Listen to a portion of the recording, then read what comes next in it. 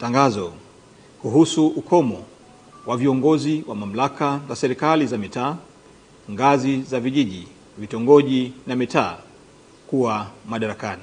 Kwa kuwa kanuni ya 21 ya tangazo la serikali namba 572 ya tarehe 12 Julai 2024 na kanuni ya 22 ya tangazo la serikali namba 571, 573 na 574 ya tarehe 12 mwezi Julai mwaka 2024 zinatoa ukomo wa kuwa madarakani kwa mwenyekiti wa kijiji, wajumbe wa halmashauri ya kijiji, mwenyekiti wa kitongoji, mwenyekiti wa mtaa na wajumbe wa kamati ya mtaa katika mamlaka za wilaya, miji na mamlaka za miji midogo siku 7 kabla ya siku ya kuchukua fomu za kugombea uongozi, ili kuweka mazingira yatakayowezesha uchaguzi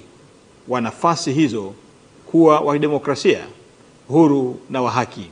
Hivyo basi, kwa kuzingatia matakwa ya sheria ya serikali za mitaa sura namba 287 na sura namba 288 na kanuni za uchaguzi wa serikali za mitaa ya mwaka 2024, na kwa kuzingatia marekebisho yaliyofanyika katika ratiba ya matukio ya uchaguzi wa serikali za mitaa na kutangazwa tarehe 15 mwezi Oktoba 2024, ambayo yameainisha kuwa fomu za kugombea nafasi za uongozi zitaanza kutolewa tarehe 26 mwezi wa 10 mwaka 2024 hadi tarehe 1 mwezi wa 11 mwaka 2024.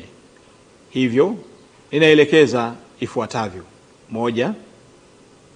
Madaraka ya wenyeviti wa vijiji, wajumbe wa halmashauri za vijiji na wenyeviti wa vitongoji katika mamlaka za wilaya, miji na mamlaka za miji midogo yatakoma kuanzia tarehe 19 mwezi wa 10 mwaka 2024.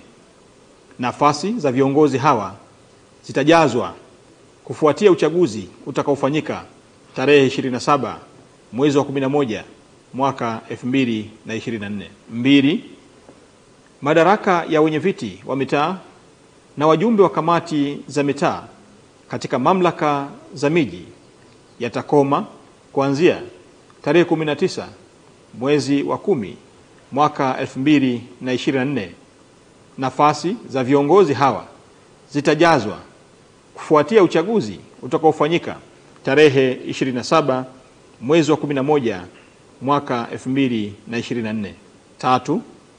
Majukumu yote ya utendaji katika kijiji au mtaa yataendelea kutekelezwa kwa mujibu wa sheria na maafisa watendaji wa vijiji au mitaa kwa kushirikiana na maafisa watendaji wa kata husika. 4. Watendaji wa vijiji au mtaa hawataruhusiwa kutekeleza jukumu lolote la kisheria ambalo linapaswa kuamriwa na halmashauri ya kijiji au kamati ya mtaa. Endapo kutakuwa na jambo ambalo haliwezi kusubiri mpaka serikali ya kijiji au kamati ya mtaa kuundwa, afisa mtendaji wa kijiji au mtaa husika ataliwasilisha jambo hilo kwa afisa mtendaji wa kata, ambaye atalazimika kuliwasilisha kwa mkurugenzi wa halmashauri husika ili kupata idhini ya kutekeleza jambo hilo. Mwisho, nitoe rai kwa wenyeviti wa vijiji, wenyeviti wa vitongoji pamoja na wenyeviti wa mitaa kuhakikisha kuwa ofisi pamoja na nyaraka mbalimbali muhimu zinakabidhiwa kwa watendaji wa vijiji pamoja na watendaji wa mitaa ifikapo tarehe 19 mwezi wa 10 mwaka 2024. Utekelezaji wa tangazo hili utaanza tarehe 19 mwezi wa 10 mwaka 2024. Asanteni kwa kunisikiliza.